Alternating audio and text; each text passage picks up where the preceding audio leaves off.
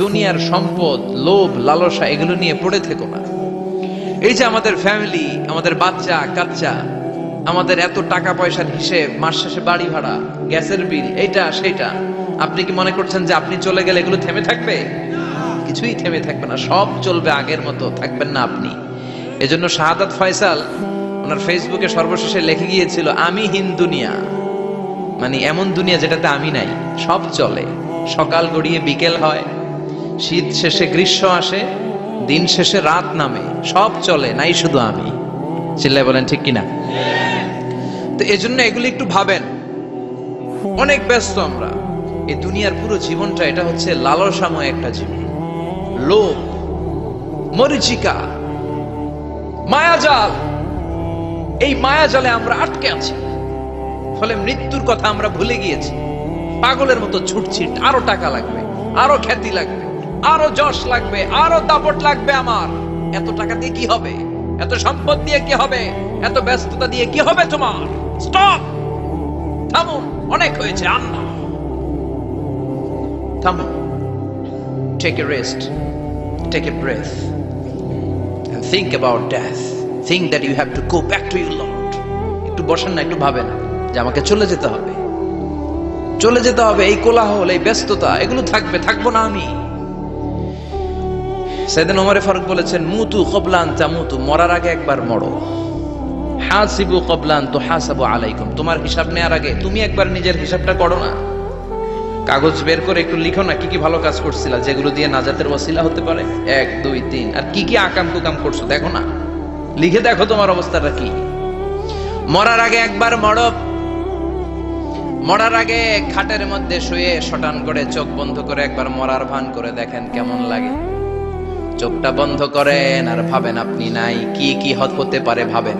আপনার ছেলে মেয়েরা কান্না জুড়ে দিবে, আপনার প্রাণের স্ত্রী বিলাপ শুরু করে দিবে, বন্ধু বান্ধবের চিৎকার আর মাতম, স্থানীয় এলাকার মসজিদে ঘোষণা, অমুক এলাকার নিবাসী অমুক ভাই, অমুকের ছেলে অমুক দুনিয়ায় নাই। সব আত্মীয়রা চলে আসবে, ফেসবুকে স্ট্যাটাস দেয়া হবে, সবাই সবাইকে জানাবে বিকাল 4টায় অমুক হাই স্কুল ময়দানে আপনার জানাজা। ছুটে আসবে, সবাই ছুটে আসবে আপনাকে শেষ বিদায় দিতে, গুড বাই জানানোর জন্য, আল ওয়াদা, বিদায় জানাতে আসবে সবাই। 4 তাকবীর দিয়ে আপনার জানাজা হবে, অশ্রুসিক্ত জানাজায় আপনার বিদায় হবে। কাঠের খাটিয়ার মধ্যে করে কাঁধে তুলে আপনারে কবরে নেওয়া হবে, আগে থেকে খুঁড়ে রাখা কবরটার মধ্যে আপনারে বিছিয়ে দেয়া হবে, বাঁশের কচি দিয়ে তার উপরে মাটির চাপা দিয়ে সব চলে যাবে। ভাবেন না একবার চোখ বন্ধ করে, this is the circle of life, this is the nature of life. এটা সবার হবে, আমার হবে, আপনার হবে। এত মায়া, এত ভালোবাসা কই যাবে? কেউ থাকবে না, সবাই আপনার অন্ধকার কবরে রেখে দিয়ে চলে আসবে। উপরে বাঁশের কঞ্চি, তার উপরে মাটির চাপা, অন্ধকার আর অন্ধকার। এই অন্ধকার যেন শেষ হতে চায় না, শুধুই অন্ধকার, ঠিক কিনা? এজন্য আমাদের চলে যেতে হবে। দাদা গেল, চাচা গেল, মামা গেল, আমাদেরকেও যেতে হবে, জোরে কোন ঠিক কিনা? একদিন মাটির ভেতরে হবে ঘর রে মন আমার, কেন বাঁধ দালান ঘর, প্রাণ পাখি উড়ে যাবে পিঞ্জর ছেড়ে,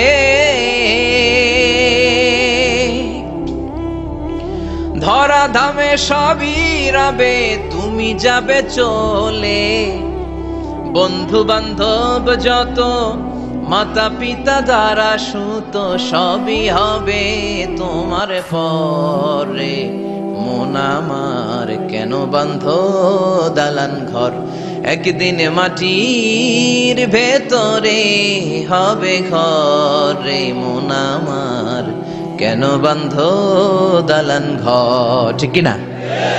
সব করে থাকবে, চলে যেতে হবে আমাদেরকে। এজন্য আখিরাতের কথা যেন আমাদের স্মরণ হয়। বিশ্বনবী বলতেন, নাহাইতুকুম আন জিয়ারাতিল কুবুর, আমি তোমাদেরকে কবর জিয়ারত করতে আগে নিষেধ করতাম, কিন্তু এখন নিষেধাজ্ঞা প্রত্যাহার করে নিলাম। এখন সব সময় তোমরা কবরের সামনে যাবা আর জিয়ারত করবা। কবরস্থানে যান, ওদিকে যান, আপনারা একটু যাবেন, একটু গেলে আখিরাতের কথাটা স্মরণ হবে। ওখানে ছোট শিশুরা শুয়ে আছে, কিশোর যুবকরা আছে, আপনার মতো তাগড়া যুবক মুরব্বীরা আছে। এরা এই এলাকায় থাকতো, এরা আকাশ থেকে নেমে আসে না, এই এলাকার সন্তান আজ নাই। একটা সার্টেন পিরিয়ড শেষে আপনিও থাকবেন না। This is the nature of life, this is the circle of life. ছোট্ট শিশু হয়ে এসেছিলেন, শৈশব, কৈশোর, যৌবন, প্রৌঢ়ত্ব, আগে ছিলেন সিঙ্গেল, বিয়ে করে হয়ে গেলেন ডবল, এরপরে আল্লাহ আপনাকে একটা মেয়ে দিল, এরপরে মেয়েকে বিয়ে দিয়ে শ্বশুর হলেন, এরপরে ওই মেয়ের ঘরে সন্তান হতে নানা হলেন। আর কতদিন? অনেক দিন হলো তো, অনেক লম্বা সময় পেয়েছেন আপনি। Think about death. এবার যাওয়ার কথা ভাবেন, আখিরাতের সামানের কথা ভাবেন, ফিরে যেতে হবে। কি শক্তিশালী যুবক, বার্ধক্য চলে আসলে লাঠি ছাড়া চলতে পারে না। কুচকুচে কালো দাড়ি সাদা হয়ে যায়, দাড়ির শুভ্রতা, বয়সের ভার, রং ধরা যৌবন জং ধরে শেষ, ঠিক কি না? This is the circle of life. যুবক ভাইরা, এটাই জীবন, চলে যেতে হবে, কেউ থাকতে পারবে না, ঠিক কিনা? এটা রিমাইন্ডার আল্লাহ এই সূরার ভেতরে দিয়েছেন যে তোমাদেরকে ফিরে যেতে হবে। এই লোভ লালসা ছেড়ে দাও। রব্বুল আলামিন বলেন, আলহাকুমুত তাকাসুর হাত্তা যুরতুমুল মাকাবির। ও গোলাম, দুনিয়ার সম্পদ, লোভ লালসা তোদেরকে পাগল বানিয়ে দিয়েছে। এই লোভ পাগলামি কোনোদিন তোদের থামবে না যতদিন না তোরা কবরে ঢুকবি, ঠিক কিনা? কার কথা? আল্লাহ বললেন, দুনিয়ার সম্পদ আর লোভ আর মোহে তোমরা গাফেল হয়ে গিয়েছো। আখিরাতের কথা বেমালুম তোমরা ভুলে গিয়েছো। কিন্তু আখিরাতে তোমাদের যেতেই হবে, কবরের বাড়িতে তোমাদের ঢুকতেই হবে, ঠিক কিনা? যেতেই হবে, আমরা ভুলে যাই। আলহাকুমুত তাকাসুর, অতিরিক্ত পাওয়ার লোভ, বেশি বেশি খাওয়ার লোভ, বেশি বেশি জমানোর লোভ মানুষকে গাফেল বানিয়ে দিয়েছে। এটা মানুষের স্বভাব। আরো চাই, আরো চাই, এই স্বভাবটা আছে না নাই?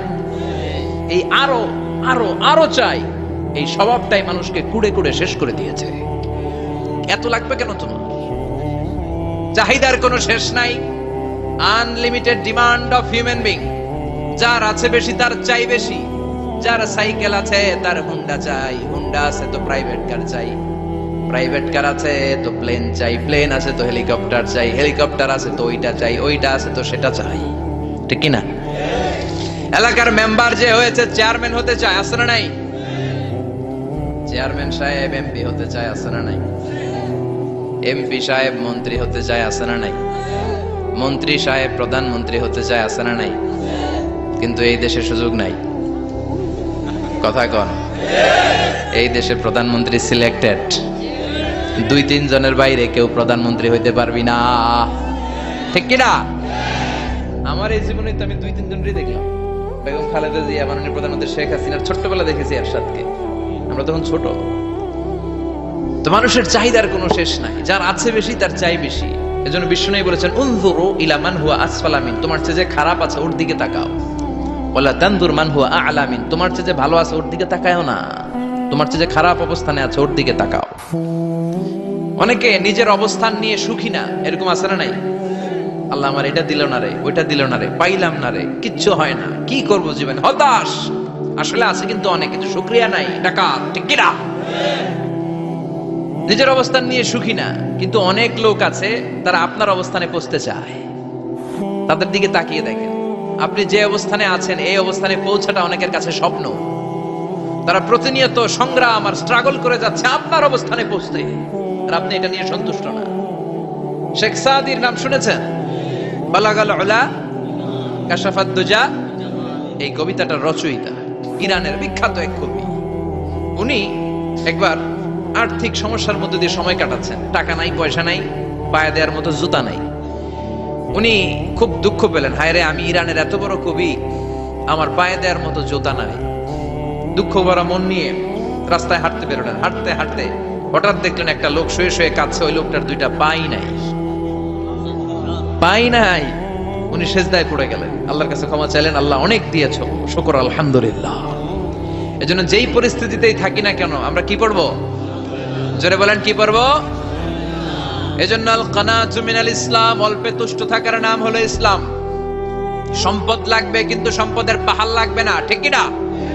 অল্প খান, অল্প পড়েন, অল্প জামান, অল্পের ভেতরে বরকত ঢুকায়া দিছে কে? দেখবেন যাদের সম্পদ অল্প তারা সুখী বেশি। জরিপে এটা দেখা গিয়েছে, অনেক সার্ভেতে এটা এসেছে, যারা সম্পদশালী এরা দুঃখী বেশি, এদের দুঃখ বেশি, টেনশন বেশি। খুব স্বাভাবিক, টাকা যার বেশি রোগ তার বেশি, টাকা যার বেশি টেনশন তার বেশি। টাকা যার বেশি ঘরে শান্তি তার কম, আছে না নাই? ঘরের ভেতরে অশান্তি, ছেলে কথা শোনে না, ছেলে টানে গাঞ্জা, মেয়ে করে পরকিয়া, আছে না নাই? স্ত্রী কথা শুনে না, ভালোবাসা নাই, ঘরটা জাহান্নামের টুকরা। রোগ বালাই, এক একটা হসপিটাল বিল পরিশোধ করতে মাসে 5 লাখ 10 লাখ, আছে না নাই? কিছু খেতে পারে না, ডাক্তার একেবারে ডায়েট মেনু বেঁধে দিয়েছে, ডায়েট, ভেরি ডায়েট মেনু, এটা এটা এটা এটা কিছুই খাবেন না, শুধু গরু খাবেন না, খাসি খাবেন না, চিংড়ি খাবেন না, খালি ঘাস খাবেন, ইচ্ছে মতো ঘাস খাবেন, মানে ঘাস জাতীয় যত আইটেম আছে সব খাবেন, শাক খাবেন, সবজি খাবেন, সালাদ খাবেন, গরু চিংড়ি মুরগি গোশত ইলিশ কিছু খেতে পারে না। তাহলে রোগ বেশি, খাওয়ার মজা নাই, ঘরে সাংসারিক শান্তি নাই, খালি ব্যারাম আর ব্যারাম, ঠিক কিনা? কিন্তু সম্পদের পাহাড় করেছে। আর অল্প যারা খায়, অল্প পড়ে, রিক্সাওয়ালা, কুলিওয়ালা, অল্প বেতনের চাকরি, কিন্তু হক হালালি মেনে চলে, দেখবেন শান্তি আছে অনেক। হ্যাঁ, বাসা ভাড়া দেয়, ফ্যামিলি চালায়, বাচ্চাদের স্কুল বিল, এরপরও মাস শেষে 1-2 হাজার টাকা হাতে থেকে যায়। আর ওর প্রতি মাসে 10 কোটি টাকা ইনকাম, তারপরও ব্যাংকের ঋণ আছে না নাই? সুখ কারে বলে? কিভাবে আপনি সুখকে ডিফাইন করবেন? সুখ তো টাকায় কিনা যায় না, শান্তি টাকা দিয়ে হয় না, শান্তি দেওয়ার মালিককে। শান্তি আছে অল্প খেয়ে শুকর করার মধ্যে, শান্তি আছে আলহামদুলিল্লাহর মধ্যে, চিল্লায় বলেন ঠিক কিনা? এজন্য অল্প খাবো, অল্প পড়বো, অল্প জামাবো, অল্পের ভেতরে বরকত দিয়েছে কে? দেখেন ধনী ভাইরা খেতে পারে না, কিন্তু রিকশালার কি সমস্যা হয়? রিকশালারা সব খেতে পারে, কুলিওয়ালা, দিনমজুর, এরা একেবারে স্লিম সুঠাম দেহি, মেদহীন পেট, পেটে কোনো মেদ নাই, ভুড়ি নাই। আর কুটিপতিদের মেদ আছে না নাই? এত বড় বড় পেট, ঠিক কিনা? আমাদেরও পেট আছে, তবে হালাল পেট, এটা হারাম টাকা দিয়ে এই পুরি বানাই নাই আমরা, চিল্লায় বলেন ঠিক কিনা? রিকশাওয়ালা, কুলিওয়ালা নিজেও নামাজ পড়ে, বউও নামাজ পড়ে, বাচ্চাটাও নামাজ পড়ে, রিকশা চালায় আর জিকির করে লা ইলাহা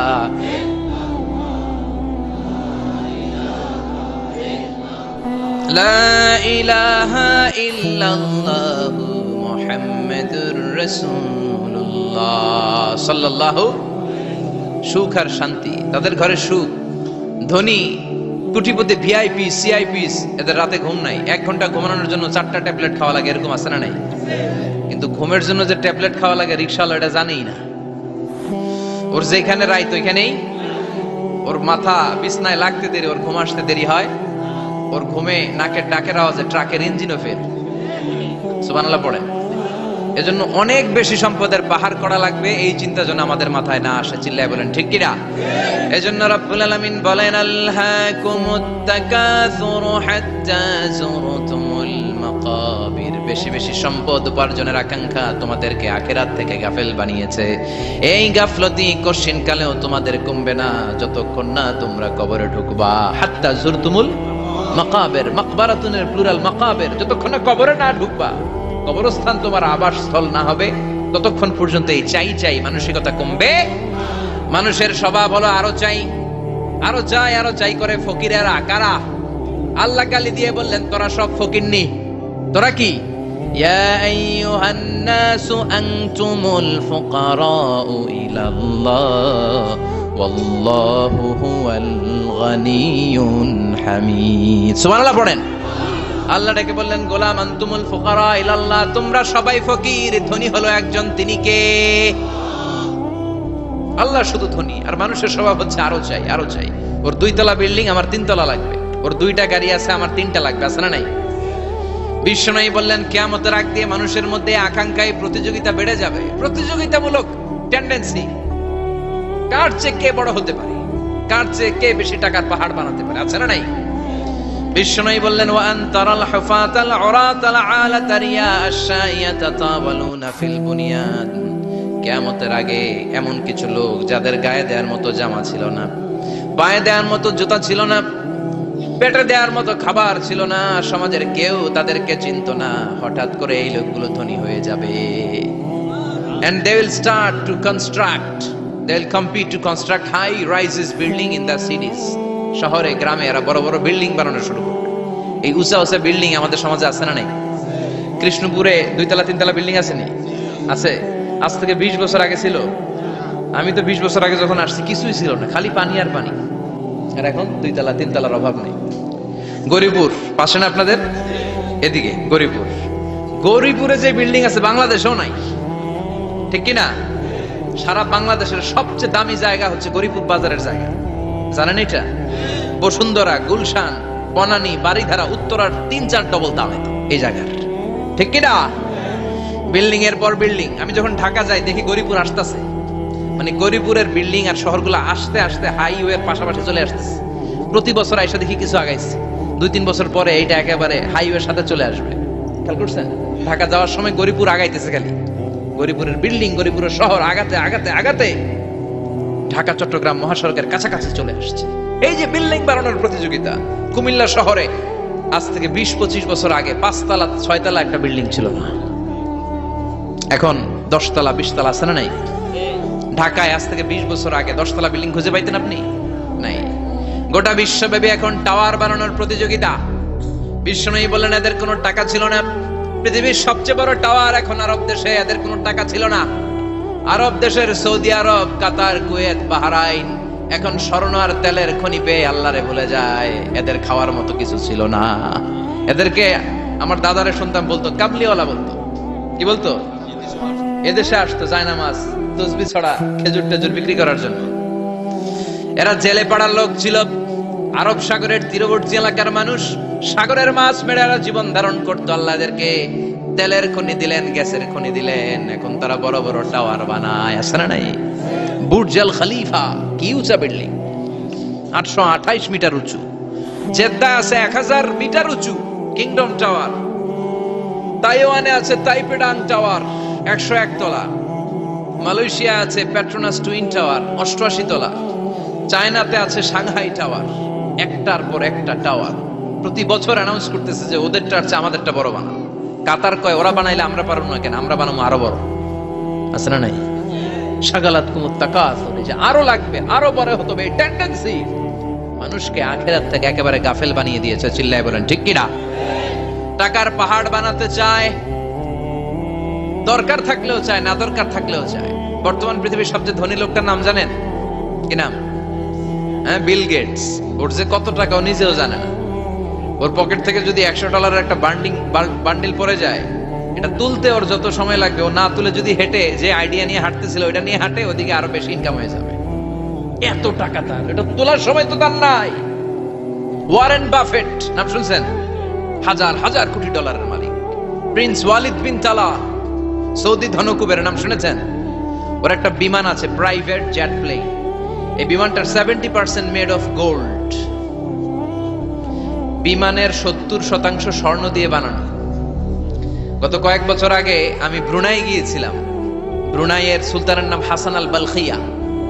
উনি একটা প্যালেস আরবিতে বলে কাসার, মানে হচ্ছে রাজপ্রাসাদ। পৃথিবীর সবচাইতে বড় রাজপ্রাসাদ ব্রুনাইতে বান্দার সিরি পেগাওনে অবস্থিত। আমি গিয়েছি ওখানে।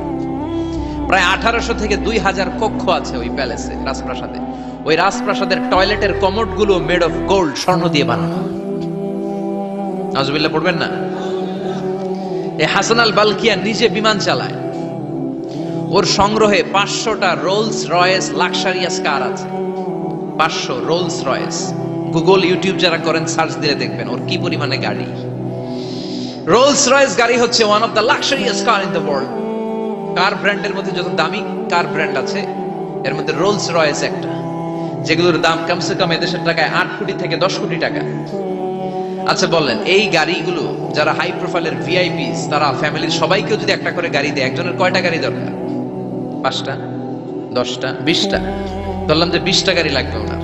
500 গাড়ি দিয়ে উনি কি করবে? তার সংগ্রহে 500টা রোলস রয়েস। স্বর্ণেরও গাড়ি আছে, তার স্বর্ণের পালঙ্ক আছে, আমি দেখে এসেছি। পোরশে, ফারারে, লাম্বরগিনি, এই টাইপের যে ব্র্যান্ড গুলো আছে, অভাব নাই। তার মানে আছে, যার বেশি চায় তত বেশি। চিৎকার করে বলেন ঠিক কিনা? এজন্য আল্লাহ বললেন আলহাকুমুত তাকাসুরু হাত্তা যুরতুমুল মাকাবির। দুনিয়ার লোভ তোমাদেরকে আখিরাত থেকে গাফেল বানিয়ে দিয়েছে। দুনিয়ার লোভ লালসার মধ্যে পড়ে আখিরাতকে বেমালুম তোমরা ভুলে গিয়েছো। এই গাফলতি কোনোদিন কমবে না যতদিন না তোমরা কবরে ঢুকো। ঠিক কিনা? সম্পদ উপার্জনে ইসলাম বাধা দেয় না, কিন্তু সম্পদ হৃদয়ে স্থান দেয়া যাবে না। সম্পদ উপার্জন করতে হবে, খরচ করে ফেলতে হবে। বেশি সম্পদশালী হতে হলে আল্লাহর সন্তুষ্টির জন্য যাকাত দিতে হবে। কে দিতে হবে? দে জাকাত তোরা দে রে জাকাত, তোর দিল খুলবে পরে আগে খোলো খাত। দে জাকাত তোরা দে রে জাকাত। ঠিক কিনা? দিল পরে খুলবে, আগে হাত খোলেন। হাত খুললে দেখবেন দিলটারে খুলে দিয়েছে কে? সাইয়েদনা মুসা আলাইহিস সালামের জামানায় ওনার চাচাতো ভাই ছিল মিশরের সবচাইতে বড় ধনী, যাকাত দেয় নাই। তার কি করুণ পরিণতি হয়েছে কোরআনে আছে না নাই? এত সম্পদ ছিল, তার সম্পদগুলো সে সিন্ধুকে আটকে রাখতো। আর এই সিন্ধুকের চাবিগুলো আলগানোর জন্য, কাঁধে নেওয়ার জন্য 10 জন লোক লাগতো। সিন্ধুক কাঁধে নেওয়ার জন্য, সিন্ধুকের চাবির গোছা কাঁধে নেওয়ার জন্য কয়জন? তাহলে কি পরিমাণ সম্পদ ছিল? সাইয়েদনা মুসা বললেন, সম্পদের মালিক তুই হস নাই, আল্লাহ বানাইছে। কারণ বলে, ইন্নামা উতিতুহু আলা ইলমিন ইনদি, আল্লাহ আমারে সম্পদ দেয় নাই, আমি আমার মেধা খাটিয়ে সম্পদ বানিয়েছি। যাকাত আমি দিব না। মুসা বললেন, তাহলে আযাবে পড়বি। কারণ কয় পারলে আযাবান। আল্লাহ বললেন, ফাখাসাফনা বিহি ওয়া বিদারহিল আরদ, ও মুসা নিরাপদ দূরত্বে চলে যাও, এখনই ভয়ঙ্কর ভূমিকম্প হবে, আযাব দেব। কারণ সহ কারণের সব সম্পদ আমি জমিনের ভেতরে ঢুকায়া দেব। আমি নিজে কারণের বাড়ি দেখে এসেছি। মিশরের রাজধানী কায়রো থেকে প্রায় 150 কিলো দূর একটা জেলা আছে, ফায়ুম জেলা। ওইখানে কারুনকে আল্লাহ তার সব সম্পত্তি সব মাটিতে দাবিয়ে দিয়েছেন। দাবাতে দাবাতে হাঁটু পর্যন্ত যখন কারুন জমিনে দেবে যায়, ভাবছে উঠে যাবে। কোমর পর্যন্ত যখন মাটির মধ্যে দেবে যায়, ভাবছে উঠতে পারবে। গলা পর্যন্ত যখন দেবে যায়, হাত তুলা কয়, আমি ঈমান আনলাম। ও মুসা, সব সম্পদ তোর, আর তোর আল্লাহর লইয়া যা, খালি আমারে বাঁচা, আমারে। সব গাদ্দারদের একই পরিণতি। ফেরাউনরেও যখন আল্লাহ লোহিত সাগরে পানি খাওয়াতে খাওয়াতে পেটটা এত বড়, হাত তুলা কয়, আনা মিনাল মুসলিমিন, আমি মুসলমান, আমি ভালো মানুষ। আল্লাহর কোরআন সাক্ষী, সে বলেছে আনা মিনাল বনি ইসরাইলরা যে আল্লাহরে মানে, আমিও তারে মানি, আমিও আল্লাহর দলের একনিষ্ঠ কর্মী। আর পানি খাইতে পারি না, আল্লাহ বাঁচাও। আল্লাহ কয় আরো খা। শেষ, ফেরাউন শেষ, নমরুদ শেষ, কারুন শেষ। পুরো সম্পদ সহ আল্লাহ কারুনকে জামিনের ভেতরে দাবিয়ে দিলেন। এজন্য সম্পদ যাদের বেশি, যাকাত দেওয়ার দরকার আছে না নাই? দারিদ্রতা বিমোচনের জন্য যাকাত দিবেন। যাকাতের শাড়ি লুঙ্গি এইভাবে না। অনেকে কিন্তু দেয় যাকাতের শাড়ি, যাকাতের লুঙ্গি, যাকাতের গামছা, এরকম ডাকাইত আছে না নাই? বাংলাদেশে এমনও হয়েছে, যাকাতের শাড়ি দিবে বলে সে পত্রিকায় নিউজ করেছে, আর ওই শাড়ি আনার জন্য শাড়ি দিবে 5,000 মানুষ, এসেছে 5 লক্ষ। পদপৃষ্ঠ হয়ে 11 জন নারী এক জায়গায় মারা গিয়েছে। কিয়ামতের দিন আল্লাহ বিচারের কাঠগড়ায় এই বিজনেস ম্যাগনেটকে দাঁড়িয়ে সেদিন জিজ্ঞাসা করবে যে, কেন তুই এদেরকে কষ্ট দিয়েছিলি? চিল্লা এখন ঠিক কিনা? এদের মৃত্যুর দায়ভার এই শিল্পপতি এড়াতে পারবে না। যাকাতের শাড়ি, যাকাতের লুঙ্গি বিতরণের জন্য আল্লাহ তোমারে ধনী বানায় নাই। ধনীদের দায়িত্ব হলো গরিবের হাতে সম্পদ পৌঁছে দেয়া। ও ফি আমওয়ালিহিম হাক্কুন লিসাইলি ওয়াল মাহরুম। গরিব আমার কাছ থেকে সম্পদ আর যাকাত নিয়ে সে আমার প্রতি করুণা করেছে। আমি যাকাত দেই বলে আমি কোনো দয়া দেখাই নাই। কথা বুঝতে পেরেছেন? আইডিয়াটা ক্লিয়ার করে নেন। যাকাত দেয়া আমার জন্য কি? কথা বলেন, ফরজ। আর যে যাকাত নেয় তার জন্য যাকাত খাওয়া কি ফরজ? আমি গরিব মানুষ, আমি যাকাত খাবো না, না খাইয়া থাকুম, রোজা রাখুন। কথা কন। আমার যে যাকাত নেওয়া লাগবে এমন কোনো কথা নেই, কিন্তু আমি যে ধনী, আমার দিতেই হবে, এটা ফরজ। তার মানে আমি দিয়ে আমি দয়া করি নাই, ও নিয়ে আমারে বাঁচাইয়া দয়া করে গেছে। চিৎকার করে বলো ঠিক কিনা?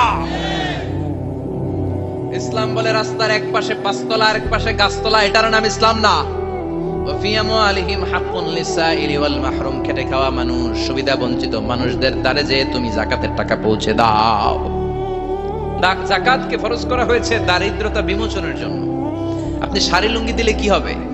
ওরে শাড়ি দিচ্ছেন দুপুরে, রাত্রে বেলা ও আরেক জায়গায় লাইন ধরে আছে, বিরিয়ানির প্যাকেট দিতেছে ওইখানে। কথা কোন? সারাটা বছর ও যাকাতের টাকা নেবে, ওর কিচ্ছু হবে না। বরং এমন কিছু তাকে করে দিতে হবে যেটা দিয়ে সে ফ্যামিলি লিড করতে পারে। একটা সিএনজি কিনে দেন, ওই ফ্যামিলিতে কোনো যুবক থাকলে সিএনজি চালায়া, অটো চালায়া ফ্যামিলিটারে চালাবে। একটা টঙের দোকান করে দেন, চায়ের দোকান, চা বিক্রি করে ফ্যামিলিটারে চালাবে। অস্ট্রেলিয়ান একটা গাই কিনে দেন, গরুর দুধ বিক্রি করে তার ফ্যামিলি চলবে। কিংবা মাছের একটা খামার করে দেন, মুরগির খামার করে দেন, ঠিক কিনা? ওমরে ফারুক বলতেন, এমন ভাবে যাকাত দাও যাতে করে যাকে যাকাত দিয়েছে জীবনে কোনোদিন সেজন্য আর কারো কাছে যে হাত পেতে যাকাতের জন্য দাঁড়িয়ে না থাকে। এই বিধানটা কার? এজন্য আল্লাহ বললেন, আলহাকুমুত তাকাসুরু হাত্তা যুরতুমুল মাকাবির। দুনিয়ার লোভ লালসা তোমাদের কমবে না যতদিন না তোমরা কবরে ঢুকো। কার কথা? চিল্লায় বলেন কার? এজন্য দুনিয়ার প্রতি যে আমাদের লোভ, এটা কি বাড়াইতে হবে না কমাইতে হবে? এই দুনিয়ার জীবন এটা ক্ষণিকের। আমাল হায়াতুদ দুনিয়া ইল্লা মাতাউল গুরুর, এটা ভোগের সামগ্রী, আজ আছে কাল না, এটা হাতের ময়লা। দুনিয়ার এই জীবনের দৃষ্টান্ত হচ্ছে 4টা স্বর্ণের টুকরা আর 3টা লাশের মতো। স্বর্ণের টুকরা 4টা, চিৎকার করে বলেন তো কয়টা? লাশ 3টা, জোরে বলেন কয়টা? অনেক অনেক আগের যুগের 3জন যুবক জীবিকার তাগিদে তারা বের হয়েছে কর্মসংস্থান করে খাবে। পথিমধ্যে তারা গুপ্তধন পেয়েছে, স্বর্ণের বার পেয়েছে, তো বড় বড় 4টা পেয়ে তারা মহা খুশি। আমাদের আর কাজ করা লাগবে না, এগুলো বেচে আজীবন খাবো, সুখে থাকবো। তো 3জন মিলে বললো 4টা স্বর্ণের টুকরা 3জনের মধ্যে ভাগ করে দেওয়ার আগে একজন এক কাজ কর, বাজার থেকে কিছু রুটি নিয়ে আয়, খুব ক্ষুধা লেগেছে, খেয়ে নেই। একজনের রুটি আনতে পাঠিয়ে 2জন মিলে ভাবে ওইটারে যদি মেরে ফেলতে পারি তাহলে তো তোর আর আমার মধ্যে কোনো ঝামেলা নাই। স্বর্ণের টুকরা কয়টা? তুই নিবি 2টা, আমি নেব 2টা। আর যেটারে রুটি আনতে পাঠাইছে ওইটা মনে মনে ভাবতেছে রুটির মধ্যে বিষ মিশাই নিয়ে যাব। কি মিশাবো? বিষ খাইয়া ওইটা শেষ, সবগুলো আমার। তো বিষ মিশাই নিয়ে আসছে, আর আগের পরিকল্পনা অনুযায়ী এই 2জন মিলে তাকে নৃশংসভাবে হত্যা করেছে। হত্যার পরে কয় প্রচন্ড ক্ষুধা লাগছিল, আগে খাইয়া লই। 2জন মিলে বাজার থেকে আনা বিষ মাখানো রুটি খেয়ে ওই 2টাও শেষ। স্বর্ণের জায়গায় স্বর্ণ পড়ে আছে, স্বর্ণগুলো নেয়ার মতো মানুষ আর নাই, ঠিক কিনা? এজন্য মানুষের এই চাহিদা কমবে না। বিশ্বনবী বলেন, লাউ আন্না লিকুল্লি ইবনে আদম ওয়াদিয়ান মিন যাহাব আহাব্বা আই ইয়াকুনা ইলাইহি ওয়াদিয়ান। আল্লাহ প্রত্যেককে, আমাদের প্রত্যেককে যদি একটা করে স্বর্ণের পাহাড়ের মালিক বানিয়ে দেয়, কয়টা করে? এই একটা পাহাড় স্বর্ণের, একটা স্বর্ণের পাহাড়ের মালিক যদি আমাদের এক একজনকে বানায় দেওয়া হয়, এরপর আমরা চাবো আরেকটা স্বর্ণের পাহাড়ের মালিক কেমন করে হওয়া যায়।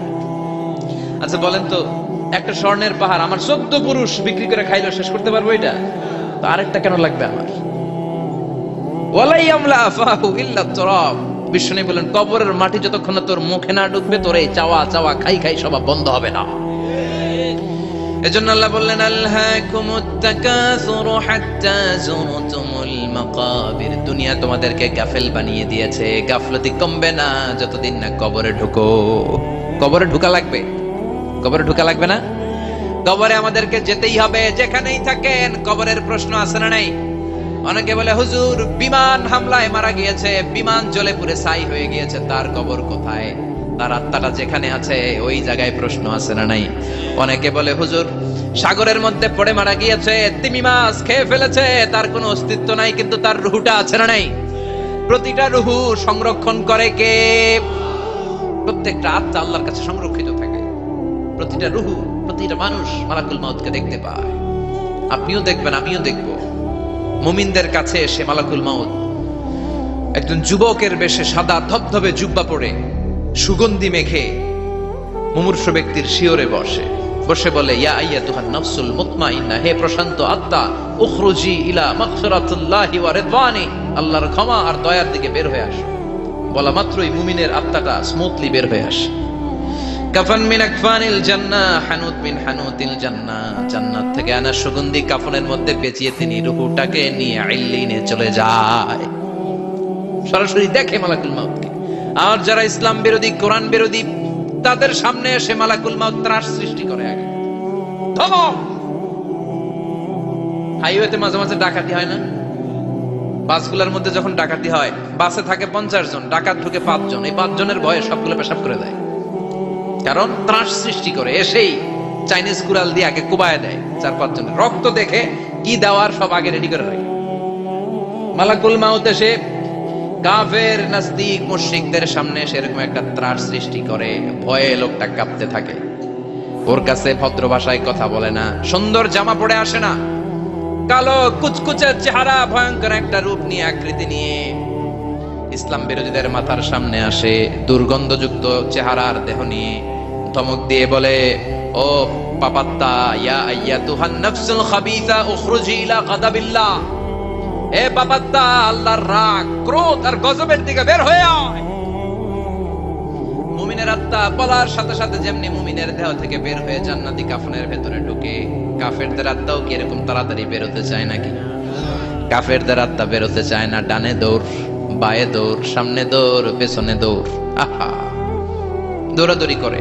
মালাকুল মাউত এটাকে টেনে হিচড়ে, একটা জীবিত ছাগলকে জবেহ না করে, জবাই না করে, তার চামড়া উল্টা দিকে টেনে হিচড়ে বের করলে ছাগলটা যত কষ্ট পায়, এর চেয়ে কমসে কম 70 গুণ বেশি কষ্ট দিয়ে কাফের, মুশরিক আর গাদ্দারদের রূহ কবজ করা হয়। আল্লাহ এই পরিস্থিতি থেকে তুমি আমাদের বাঁচাও। মুমিনদের রূহ যেমনি কবজ হয়, ওইভাবে রূহ কবজের ব্যবস্থা করে দিও। ইমানের মৃত্যু নসিব করে দিও, শাহিদি মৃত্যু নসিব করে দিও।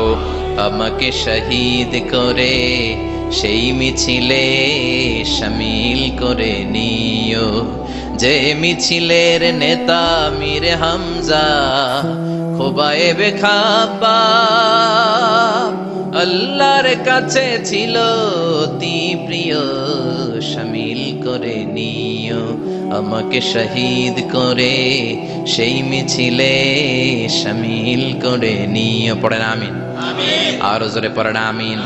তার মানে বিমান দুর্ঘটনায় হোক, কিংবা লঞ্চ ডুবিতে হোক, কিংবা আগুনে পড়ে হোক, কিংবা আত্মঘাতী হামলায় হোক, যে যেখানেই মারা যায়, কবরের 3টা প্রশ্ন তার জন্য আছে না নাই? ইসলাম বিরোধীদের জন্য প্রশ্ন 3টা, আপনারা যারা মুমিন তাদের জন্য 4টা, আপনাদের জন্য একটা বেশি। আলহামদুলিল্লাহ কোন? কবরে এসে প্রথম প্রশ্ন করবে মুনকার নাকির, যখন চলে আসবে 40 কদম, যখন আত্মীয় স্বজনরা লাশটাকে কবরের মধ্যে দিয়ে 40 কদম চলে যায়, তখনই ফেরেশতা চলে আসে। আহা, শেষ, সব শেষ। এসেই পরীক্ষা শুরু। মার রব্বুক, তোর রবের নাম কি? চিল্লায় বলেন আমাদের রবের নাম কি? আমরা বলবো রব্বি আল্লাহ, আল্লাহ আমারে রব। দমে দমে তনু মনে তারি অনুভব। পড়েন আল্লাহ আমারে রব। তোমার দুনিয়াতে আমি যেদিকে তাকাই, অথই নিয়ামতে ডুবে আছি সবাই। পাখপাখালির গানে শুনি তাসবিহ কল রব, তাসবিহ কল রব, আল্লাহ আমারে রব। প্রথম প্রশ্ন, তোমার রব কে? আমরা বলবো আমাদের রব আল্লাহ। দ্বিতীয় প্রশ্ন, ওমা দীনু, তোমার ধর্মের নাম কি? আমরা কি বলবো? তৃতীয় প্রশ্ন, বিশ্বনবীর চেহারা দেখিয়ে বলা হবে আতারিফু হাদার রাজুল, এই লোকটারে চিনো নাকি? আমরা বলবো চিনি, আমাদের প্রাণের নবী, ঠিক কি না? চাঁদের চেয়ে সুন্দর তুমি নবী আমার কমলিওয়ালা, দু জাহানের বাদশাহ তুমি প্যারা নবী সাল্লে আলা, চাঁদের চেয়ে সুন্দর তুমি নবী আমার কমলিওয়ালা, ঠিক কি না? 3টা প্রশ্নের যথাযথ উত্তর যখন দিয়ে দিলেন, আপনার জন্য অতিরিক্ত আরেকটা প্রশ্ন করা হবে, ওয়ামা ইলমুক, তোমার নলেজ কি? 3টা প্রশ্নের উত্তর যে তুমি করতে পারলা, কিভাবে পারলা, কেমনে জানলা? নকল করে বলছো নাকি জেনে বুঝে আসছো? নকল হয় না? নকল হয়? কৃষ্ণপুরে নকল নাই না? এখন মনে হয় এগুলো একটু কমছে। একটা সময় ছিল অনেক নকল হইতো। পাঞ্জাবের ভিতরে নকল, পকেটে নকল, টুপির ভিতরে নকল, মৌজার ভিতরেও নকল। এমনকি মেয়েরাও নকল করে পরীক্ষার হলে আসে না নাই? স্কেলের মধ্যে লিখে নিয়ে যায়, হাতের মধ্যে লিখে নিয়ে যায়, ওড়নায় লিখে নিয়ে যায়, কাপড়ে লিখে নিয়ে যায়, আসে না নাই? ফেরেশতারা বলবে নকল করছো নাকি? কেমনে জানলা? 3টা প্রশ্নের উত্তর তুমি কেমনে বললা? আল্লাহ তোমার রব, ইসলাম তোমার ধর্ম, এই লোকটা বিশ্বনবী, কেমনে চিনলা? আপনাকে তখন বলতে হবে আমি কোরআন থেকে শিখেছি, আমি হাদিস থেকে শিখেছি, আমি ইসলাম জেনে বুঝে মেনেছি, আমি আন্দাজে কোথাও ঘুরি নাই। চিল্লা এখন ঠিক কিনা? আপনাকে বলতে হবে, এজন্য শিখতে হবে, প্রতিনিয়ত ইসলাম সম্পর্কে জানতে হবে, আখের গোছাতে হবে, জীবনটাকে আলোকিত করতে হবে। চিল্লায় বলেন ঠিক কিনা? 4টা প্রশ্নই যখন হয়ে গেল, ফেরেশতারা বলবে আহলান ওয়া সাহলান ওয়া মারহাবান বিক, খোশামদেদ, কংগ্রাচুলেশন, খোশামদেদ, কংগ্রাচুলেশন, সব প্রশ্নের উত্তর তুমি পেরেছো। ফায়ুফসাহু লাহু কবরুহু 70 যিরান, আপনার কবরটারে 70 হাত লম্বা করে দেয়া হবে। ওয়ায়ুফতাহু লাহু বাবুন ইলাল জান্নাহ, আপনার কবর থেকে জান্নাতের দিকে দরজা খুলে দেয়া হবে। ওয়ায়ুলবাসু মিন লিবাসি আহলিল জান্নাহ, জান্নাতের 2টা রেশমি কাপড়ের পোশাক এনে আপনারে পরিয়ে দেয়া হবে। আর বলা হবে নাম কানাউমিল আরুস, ঘুমাও, sleep, you should get some sleep now, তোমাকে লম্বা সময় পাড়ে দিতে হবে, ঘুমাও। কানাউমিল আরুস, যেমনি বর বাসর রাতে আরামসে ঘুম দেয়, বাসর রাতে যেমনি বর কনেকে নিয়ে মধুর ঘুম দেয়, তুমিও ঘুমাও, কেউ তোমার ঘুম ভাঙবে না। মালাক ইসরাফিলের কিয়ামতের জন্য ইসরাফিলের সিংহায় যে ফুৎকার আছে, ওই ফুৎকার ছাড়া কোনো কিছুই তোমার ঘুম ভাঙাতে পারবে না। আলহামদুলিল্লাহ পড়েন। আল্লাহ আমরাও যেন 4টা প্রশ্নের উত্তর দিয়ে লম্বা একটা ঘুম দিতে পারি, পড়ে না আমিন। ওয়া আম্মাল কাফির ওয়া আহলুশ শিমাল, আর ইসলাম বিরোধী যারা, তাদের সামনে আসবে মালাকান আসওয়াদান আজরাকান, কৃষ্ণ বর্ণের দেহ, নীলাভ বর্ণের দুটো চোখ, গায়ের রং কালো, চোখের রং নীল। দেখতে কেমন লাগে? আলিফ লাইলার ভূতের মতো। কথা কন। গায়ের রং কালো, চোখের রং নীল। ফেরেশতা দুইটা আসবে, এসে ত্রাস সৃষ্টি করবে, এসে বলবে, বল তোর রবের নাম কি? মার রব্বুক। ইসলাম বিরোধী মুশরিক কাফের নাস্তিক এরা বলবে, আমি জানি না আমার রবকে, আমি জানি না, আমি তো আজীবন শুধু চেয়ার করেছি, মদ খেয়েছি, আমি ধর্ষণে সেঞ্চুরি করেছি দুনিয়ার বুকে, আমি টেন্ডারবাজি করেছি, চাঁদাবাজি করেছি, আমি মাস্তানি করেছি, আমার দাপটে এলাকার ইসলাম প্রিয়রা বাসায় ঘুমাতে পারে না। আমি ছিলাম টেন্ডারবাজ, আমি ছিলাম গডফাদার, সন্ত্রাসীদের লিডার, আমি ছিলাম ডন 1 2 3 সব, আমি ছিলাম ডনের ডন, আমি ছিলাম মাস্তান রংবাজ। রব টপ কি আমি তো জানি না। লাদ্রি লাদ্রি আমারে জিজ্ঞেস করো না। আবার প্রশ্ন করা হবে, ওয়ামা দীনুক, তোর ধর্মের নাম কি? বলবে লা আদরি, আমার কোনো ধর্ম নাই, আমার কোনো ধর্ম নাই, আমি শুধু মৌজ মাস্তিতে ছিলাম, আমি আনন্দ ফুর্তি করেছি, ইসলাম নিয়ে আমার মাথা ব্যথা ছিল না, আজীবন ইসলামরে আমি বাস দিয়েছি। চিল্লায় বলেন ঠিক কিনা? ইসলাম বিরোধীদের সাথে ছিল আমার চলাফেরা, আমার সব সাঙ্গ পাঙ্গ ছিল গুন্ডা বদমাশ ইসলাম বিরোধী। রব কি, ইসলাম কি, এগুলো আমি জানি না। আমার এগুলো জিজ্ঞেস করো, ধর্ম কি আমি জানি না, আমি কিচ্ছু মনে করতে পারছি না। 3 নাম্বার প্রশ্ন করা হবে, আচ্ছা আরিফু হাদার রাজুল, দেখো তো এই লোকটারে চিনো কিনা? কয় না, চিনি না, তবে মনে হয় এই লোকটারে দুনিয়ার বুকে আমি গালি দিতাম, এই লোকটার বিরোধিতা করতাম, ব্লগের মধ্যে এই লোকটার ব্যাপারে কুৎসা রটনা করতাম, এই লোকটার কার্টুন বানিয়ে আমি হিংসা ছড়িয়ে দিতাম, এই লোকটার ব্যাপারে আমি এলাকার মধ্যে অপপ্রচার চালাতাম। ফেরেশতারা বলবে, তাই? এই ছিল তো ডিউটি। তারা এখনই আমাদের খেলা শুরু, এখনই শুরু। ফায়ুতরাকু বিমাতারিকা মিন হাদিদ, লোহার একটা হাতুড়ি দিয়ে মাথা থেকে পা পর্যন্ত পিটানো হবে, পিটিয়ে ওর গোশতের হাড্ডিগুলোকে থেতলে ফেলা হবে। ওয়ায়ুকালু লিল আরদি ইলতাইমি, কবরের দুই পাশের মাটিরে বলা হবে, এবারে দুই দিক থেকে তোরা চাপ দে। চাপ দেয়া হবে, ধাক্কা ধাক্কি করেও সে সুবিধা করতে পারবে না। মাটি আস্তে আস্তে আস্তে আস্তে দেহের দুই দিকে লেগে এমন জোরে দুইটা চাপ দিবে, ফাতাখতালিফা আতলাউহু, তার ডান পাশের পাজরের হাড্ডি বাম দিকে ঢুকে যাবে, বাম দিকের হাড্ডি ডানে চলে যাবে। বিশ্বনবী বললেন, এই হাতুড়ি দিয়ে পিটানোর শাস্তি, কবরের চাপ দেওয়ার শাস্তি চলতেই থাকবে হাত্তাল কিয়ামা, কিয়ামত পর্যন্ত। আল্লাহ এই কবরের শাস্তি থেকে আমাদের বাঁচাও। আমরা এই আযাব পেতে চাই না, আমরা যেন ঠিকভাবে কবরের 4টা প্রশ্নের উত্তর করে দিয়ে লম্বা ঘুম দিতে পারি। আল্লাহ তুমি তৌফিক দাও। এজন্য আল্লাহ বললেন, গোলাম দুনিয়া নিয়ে পাগল হয়ে থেকো না, এই দুনিয়ার জীবন আসল জীবন নয়, আসল জীবন হলো কবরের জীবন। জোরে বলেন ঠিক কিনা? এই জন্য মাঝে মাঝে কবরে যাবেন, কবরস্থানে দাঁড়িয়ে চিন্তা করবেন, এই জায়গায় আমারও আসতে হবে। দিন যাবে, রাত আসবে, বৃষ্টি হবে, শীত আসবে, কেউ আমার দেখতে আসবে না, একা থাকতে হবে, একা, বড় একা, অন্ধকার, বড়ই অন্ধকার। ওই কবরের জীবনের সামান গোছানোর দরকার আছে না নাই? ওই কবরে সুখে শান্তিতে থাকতে চাইলে নামাজ পড়ার দরকার আছে না নাই? কোরআন পড়ার দরকার আছে না নাই? ছেলে মেয়েগুলোরে মানুষের মতো মানুষ করার দরকার আছে না নাই? আজকে যিনি উপস্থাপক চমৎকার কথা বললো, আমরা যেন মাদককে না বলি, আমরা যেন ফেন্সি ডিলকে না বলি, আমরা যেন ইসলামের পক্ষে থাকি, আমরা ইসলামের কোন বিপক্ষে শক্তির সাথে যেন হাত না মিলাই, সব সময় যেন আমরা কোরআনের পক্ষে থাকি, ইসলামের পক্ষে থাকি। 5 ওয়াক্ত সালাত গুলো যেন জামাতের সাথে আদায় করি, আব্বা আম্মার যেন খেদমত করি, আর বিনয়ী মানুষ যেন হতে পারে, ঠিক কিনা? আল্লাহ আমাদের সবাইকে কথাগুলো বুঝে আর আমল করার তৌফিক দান করো।